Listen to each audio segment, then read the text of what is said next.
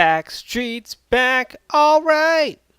It's the Backstreet Girls. So, this is a weird one. It's about 3 Yakuza thugs that fucked up. We don't really know how they fucked up, but they fucked up. And they have 2 choices.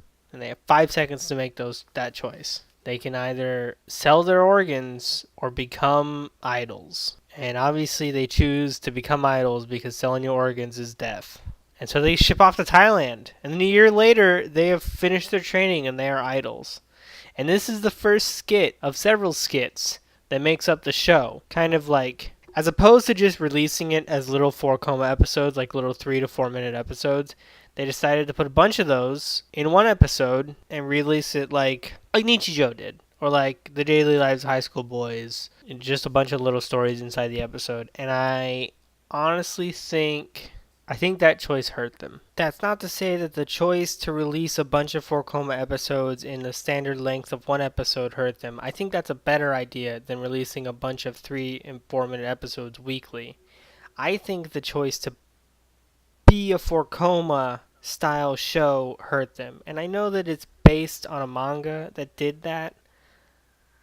But I guess I wouldn't like the manga either unless the manga is way better than the anime. But let me get into it. So basically, it's a comedy. Maybe you could call it a slice of life. But basically, it's about these thugs trying to be idols. Like, it describes their training as feminization brainwashing videos and like dancing lessons under a waterfall and singing lessons under a waterfall. And it would have been interesting to see them maybe not go through that specific training. Like, it's not fun to watch people just sing and dance under a waterfall and watch videos. But like, to see them in their first couple of gigs and to see them kind of build a reputation and an audience would have been interesting. But you don't get any of that. You get their initial decision, like, okay, we're going to become idols because we don't want to fucking die.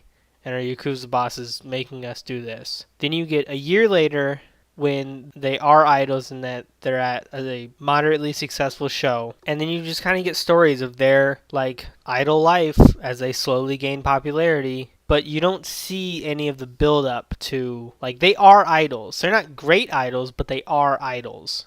And I think it would have been a lot more interesting to see that build up and to see them become accustomed to this.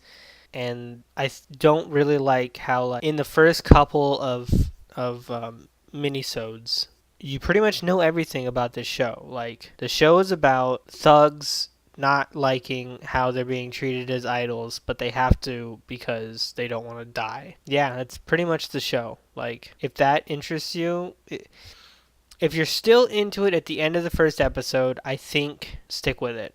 But I wasn't. By the end of the first episode, I was like, I see what they're doing, and this episode taught me that I'm over it. I think a lot of people are going to be interested by the summary for this, and I think a lot of people are going to be disappointed that it's not executed outrageously well. Also, the art leaves something to be desired. It's just like, it's not unique like Ping Pong. It's just mediocre. It's not like stylistic or anything. It's just mediocre. Pretty much all around this show is just mediocre. I definitely think it has an audience out there. It's not horrible, but it's not great. And when your only draw is comedy, you don't really want to be mediocre. If I want mediocre comedy, no offense to my friends, but I can hang out with my friends. Like, I watch comics and comedy shows because I want great comedy that I can't produce on my own. I can produce mediocre comedy on my own.